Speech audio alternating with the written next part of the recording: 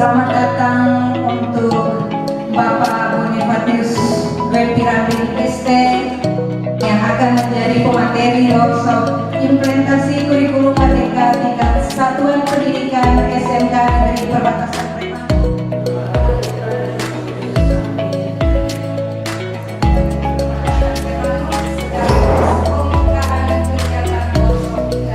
Baik, selamat pagi untuk teman-teman semua. Dan juga selamat datang Bapak Bonifacius Wempirambing SD, di mana beliau Kepala SMK Negeri 2 Bilu, dan juga kita undang sebagai pemateri. Pada kesempatan ini secara resmi kita membuka kegiatan workshop implementasi kurikulum merdeka. Selanjutnya, saya berikan waktu yang seluas-luasnya kepada pemateri kita, Bapak Wempirambing ST. Baik, selamat pagi, salam sejahtera untuk kita semua. Puji dan syukur kita haturkan kepada Tuhan Yang Maha Esa karena kita semua boleh berkumpul di tempat ini dalam keadaan sehat. Hadirin peserta workshop yang berbahagia, langsung saja kita memasuki acara inti yang paling kita tunggu, yakni penyampaian materi sekaligus diskusi. Baik, selamat pagi. Selamat pagi. Masih semangat? Masih. Baik, yang saya hormati Pak Kepala SMKN Rai Manuk, yang saya hormati juga saudari saya moderator. Baik, memang tak kenal maka tak sayang. Ya. Maka kesempatan paling pertama, baiklah saya memperkenalkan diri lebih lanjut. Tadi singkat sudah disampaikan oleh Pak Vinus. Saya disangka Pak Wempi saja, Pak Wempirambing. Mengingat nama saya gampang. Bapak Ibu, kita mulai dari pertama ini. Kurikulum merdeka ini sebetulnya terjemahan kembali kepada marwah pembelajaran yang semestinya di Indonesia, karena dianggap sudah lama kita cantol ke toko-toko luar negeri, padahal kita punya toko dalam negeri pendiri pendidikan di Indonesia ini yang hebat, Ki Hajar Dewantoro. Maka dibawa kepemimpinan Pak Nadiem, diambil filosofi terdalam dari pemikiran Ki Hajar Dewantoro tentang pendidikan.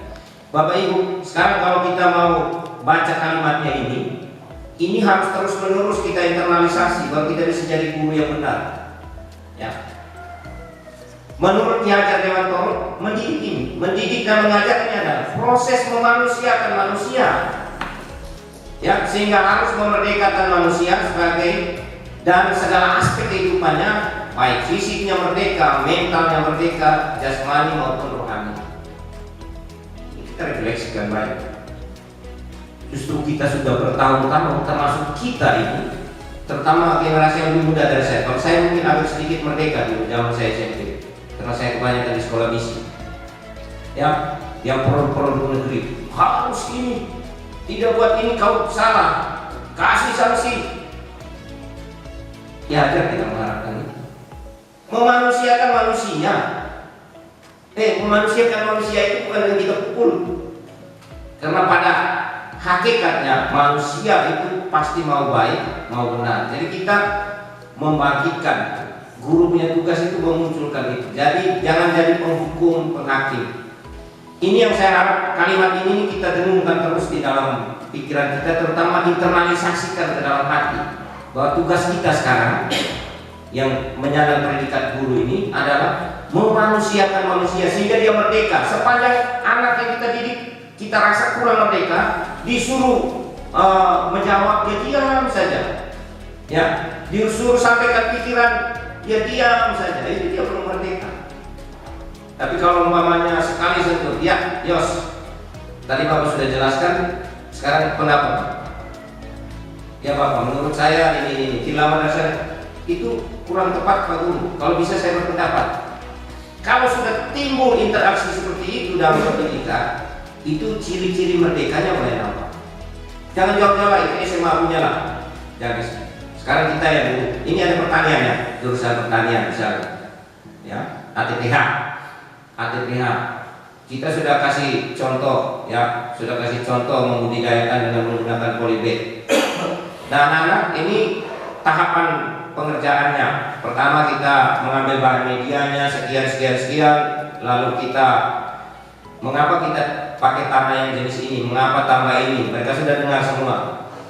Sekarang anak-anak, sebelum kalian tanam terkait dengan media tanah ini, kira-kira hal apa yang sudah benar yang bisa kau tangkap? Kau ceritakan ulang lagi yang tadi kau kerjakan. Kalau anak belum bisa ungkapkan lagi, berarti kita belum berhasil. Ya. Jangan marah dia saat itu. Kurikulum Merdeka menginginkan kita mengulang lagi dengan cara yang lain. Karena tujuannya bukan supaya materinya tercapai, supaya terbentuk kompetensinya. Kompetensinya apa? Kemampuan bicara, kemampuan menerima praktek yang tadi sudah ditunjukkan. Kalau dia tidak bereaksi, berarti pembelajaran jangan pindah ke yang lain. Coba lagi metode baru untuk dia bisa terlihat sudah kompeten di soal penyiapan media tanah. Ingat sosok bodoh, ingin dia mengkarso, tuturi ada yang. Kita sering pakai yang paling belakang. Ya, di belakang memberi dorongan. Tuturi Handayani itu kan logo kita punya ini, Tuturi Handayani. Tapi pembelajaran Indonesia apa Tuturi Handayani? Kita guru selalu merasa paling pintar, seperti yang sekarang saya lakukan ini. Seolah-olah saya paling pintar ini semua ini tolong yang kosong yang saya mau isi. Ya pada diajar dengan tolong bukan bilang itu. Yang paling penting ini dari belakang memberi dorongan. Berarti orang yang kita ajar itu kita harus yakin punya isi di dalamnya. Tugas kita membangkitkan isi itu supaya dia terdorong maju. Tinggal saja kita di depan memberi contoh yang mendorong dia menemukan ya kodratnya sebagai makhluk yang macam apa di kemudian hari. Itu tugas kita pendidik. Ini menurut Ki Hajar, bukan menurut kalian ini. Ya, ini menurut Ki Hajar. Ini ada chip. Jadi anak-anak hidup dan tumbuh sesuai kodratnya sendiri. Pendidik hanya merawat. Ini kita hanya tugasnya merawat dan menuntunnya supaya dia cepat ya menemukan kodrat hidupnya. Ya. Kalau anak yang kita lihat punya talenta sepak bola bagus, kan ada orang bilang tangan dingin ya. Guru kalau jadi orang-orang tangan dingin itu hebat, dia melihat dia punya potensi diambil. Itu yang tugas kita guru itu menemukan, ya, menuntun dan menemukan mereka punya kelebihan. Jadi ini yang Bapak Ibu harus pegang sebagai guru. Setiap orang menjadi guru, setiap rumah menjadi sekolah. Ya, ini ungkapan lain. Ada beberapa pendekatan pemerintah ya, untuk mempercepat penerapan kurikulum Merdeka. Ya, kebijakan itu Merdeka Belajar. Kalau mau tahu tentang kebijakan pemerintah, Kementerian Pendidikan coba menonton video YouTube kementerian mulai dari kebijakan Merdeka Belajar 1 sampai yang terakhir sekarang. Saya tidak tahu yang terakhir berapa. Yang keberapa? 20. Disitulah kita bisa tahu arah kebijakan terkait dengan kurikulum Merdeka. Nah, salah satu cara untuk menerapkan kurikulum Merdeka secara maksimal ini dengan menghadirkan SMK yang setara dengan sekolah penggerak. Namanya SMK Pusat Unggulan. Itu yang diintervensi dengan biaya oleh negara. Tapi ternyata kan negara tidak bisa semua, maka dia membangun implementasi kurikulum Merdeka lewat pola 3 pendekatan mandiri, yaitu mandiri belajar, mandiri berubah, dan mandiri berbagi. Bapak Ibu di sini kan ambil mandiri berubah, ya, dan itu sudah ada SK-nya. Kalau sepanjang belum ada SK dari pusat, tidak bisa mandiri berubah. Itu masih mandiri belajar. Mandiri belajar itu artinya masih menggunakan kurikulum K13, tetapi sudah mengambil sebagian dari kurikulum Merdeka. Misalnya ada profil pelajar Pancasila atau profil pelajar Pancasila tanpa perangkat ajar lagi, tidak pakai RPP, tapi pakai yang namanya modul ajar. Karena di dalam kurikulum Merdeka tidak kenal RPP lagi, rencana pelaksanaan pembelajaran tidak dikenal itu nama di situ lagi, tapi namanya modul modul ajar. Ya. Kalau di dalam kurikulum K13 kamu kenal KI, KD, ya 3.1, 3.2, 4.1 untuk keterampilan. Sedangkan sikapnya itu KI1. Jadi ada KI1, KI2, KI3, KI4, itu tidak ada lagi. Disederhanakan, namanya CP. Namanya apa? CP, capaian pembelajaran. Jadi kalau mau merubah mindsetnya gitu, yang KI-KD itu berubah menjadi CP, RPP itu berubah menjadi modul ajar, ya. Kemudian ini silabus itu tidak ada lagi, yang ada itu ATP, alur tujuan pembelajaran. Itu bisa dekat dengan program tahunan, tinggal kamu buat program semester. Jadi nanti Pak Vinus kalau sudah ada ATP sudah terbentuk, sebetulnya program tahunan tidak perlu lagi, tinggal buat program semester saja. Karena ATP itu bentuk sederhana dari silabus dengan program tahunan. Coba ada yang mau ini? Menurut pendapat Anda apa peran dari kurikulum dalam satu pendidikan? Ya, Ibu Nurul C.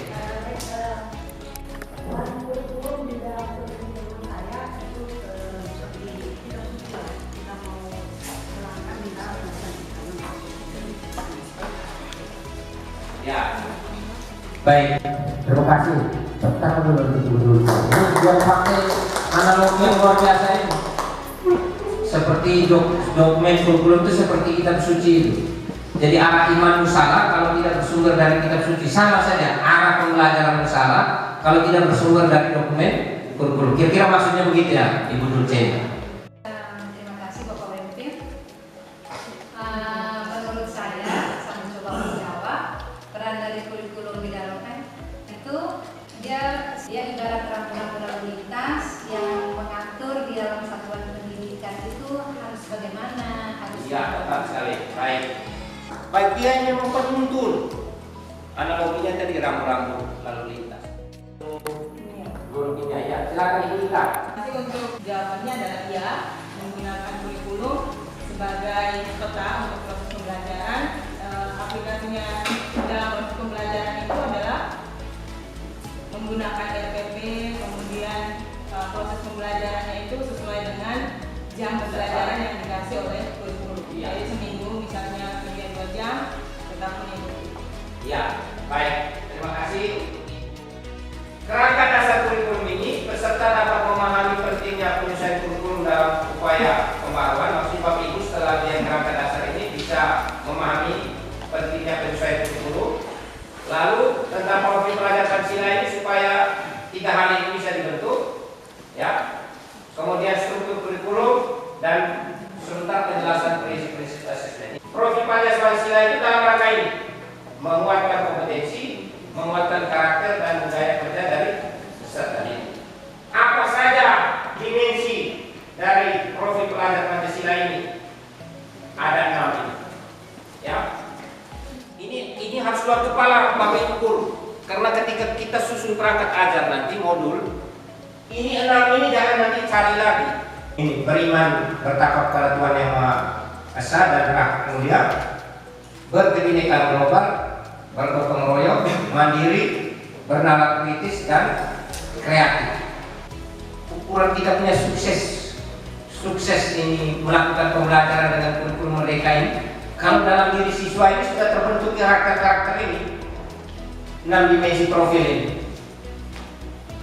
ini menjadi goal dari kita punya tugas sebagai guru dengan kurikulum merdeka. Jadi kalau kita tidak tahu goal kita, pemerintah pusat itu kewenangannya ini menyusun struktur kurikulum. Lalu yang kedua, profil pelajar Pancasila mereka yang tetapkan 6 tadi itu. Bahkan tema-tema nanti setiap tahun pemerintah yang tetapkan tema-temanya. Lalu capaian pembelajaran, prinsip-prinsip pembelajaran dan asesmen. Ya, prinsip-prinsip pembelajaran, bukan detailnya, tapi hal-hal prinsip dalam pembelajaran, hal-hal prinsip dalam asesmen. Ya, itu pemerintah yang siapkan. Ini yang mau disosialisasikan supaya Bapak Ibu paham dengan baik. Sudah disampaikan oleh Bapak tadi yang sangat bersyukur sekali